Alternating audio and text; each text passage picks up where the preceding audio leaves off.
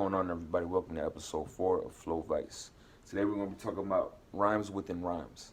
We're going to talk about gearing up with the tools to be an MC and a lyricist. We're going to be talking about the improvisational tools and the thought process behind this whole beast, right? So let's get right to it because there's a lot of material to go over and I don't want to be 20 minutes long. So this is 7 bars from a rough draft that I posted called Thought Bender. That's not the actual verse that's going to be recorded.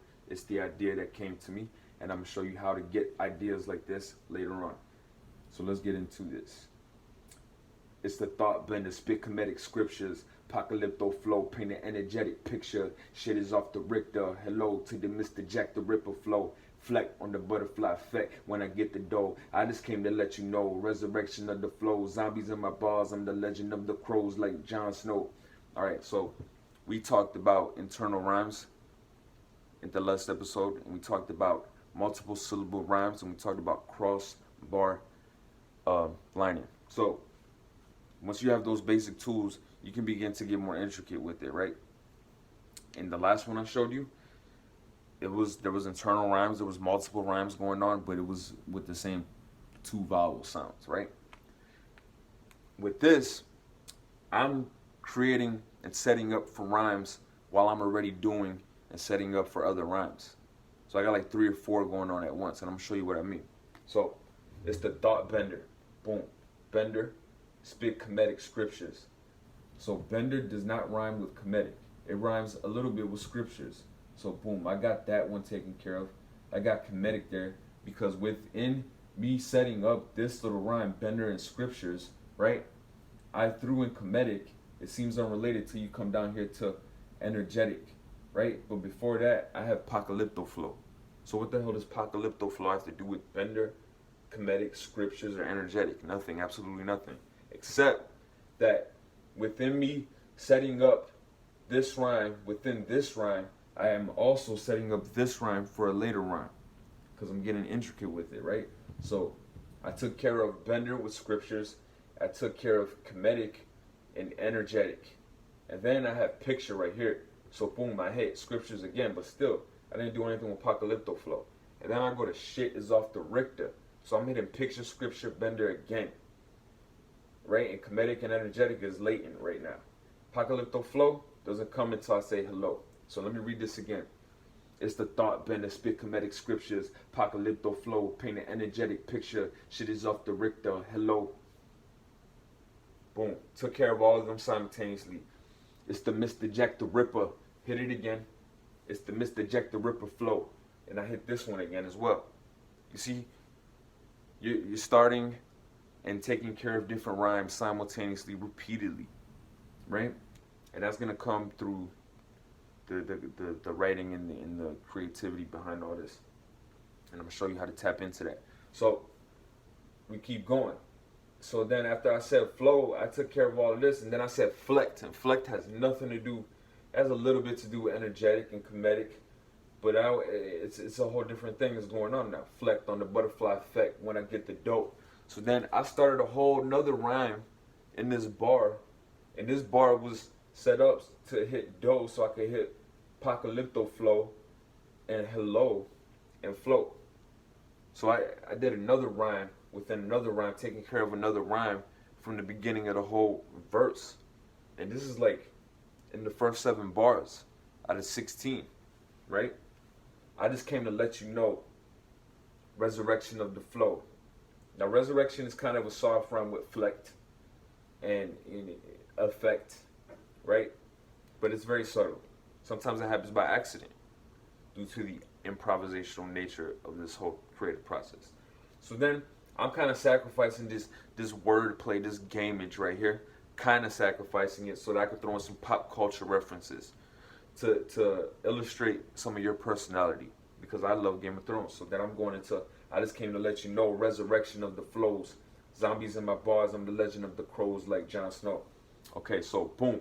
I have the word resurrection, which is a concept, right? So then from resurrection, because I'm saying I'm an old school rapper. Okay, resurrection of the flows. I just came to let you know resurrection of the flows. It's me.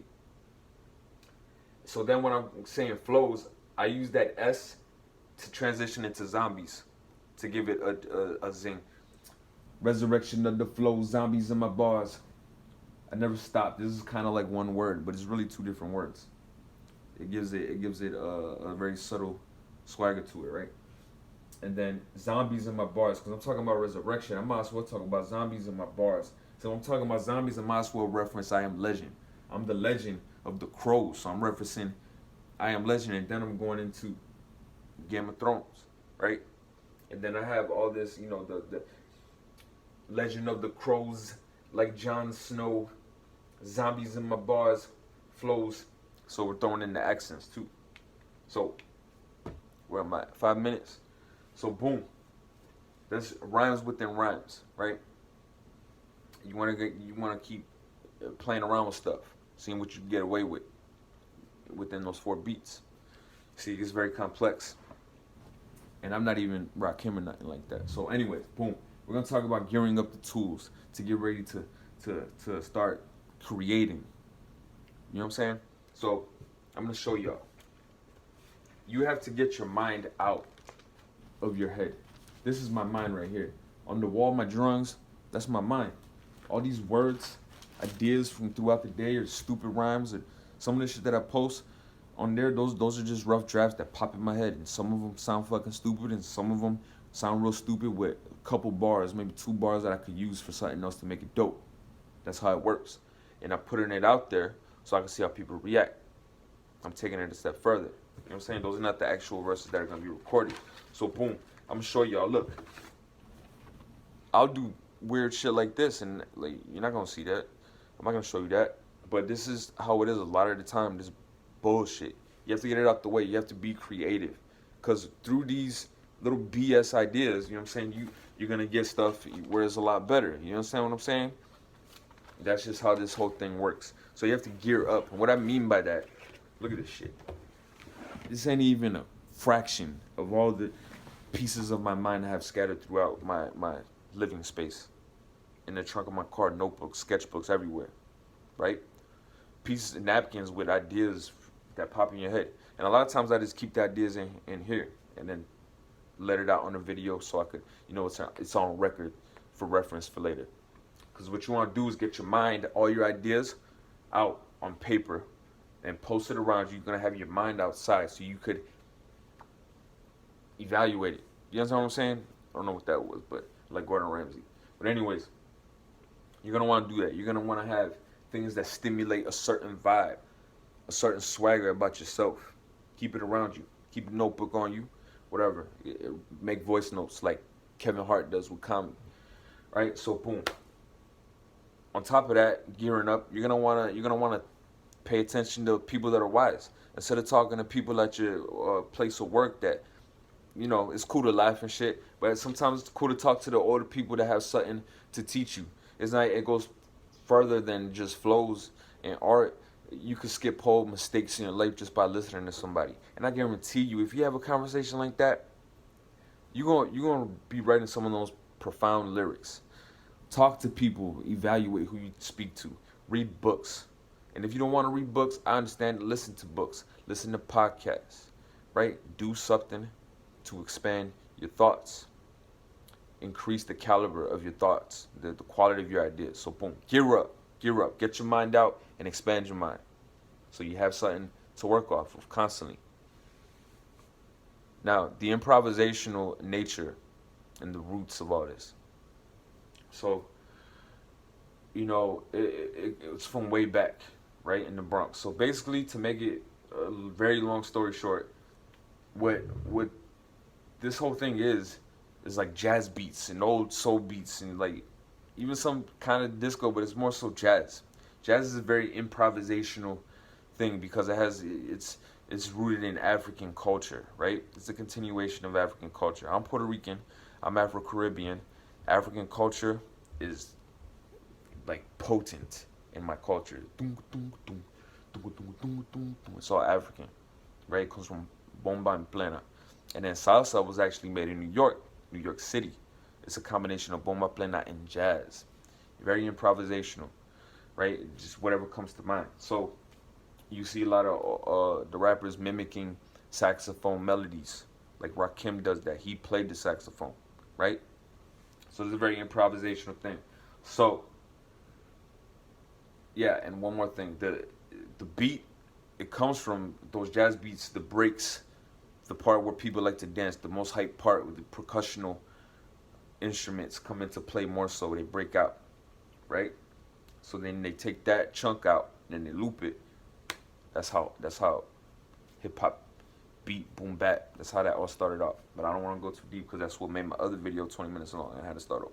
So anyways, I'm gonna show you.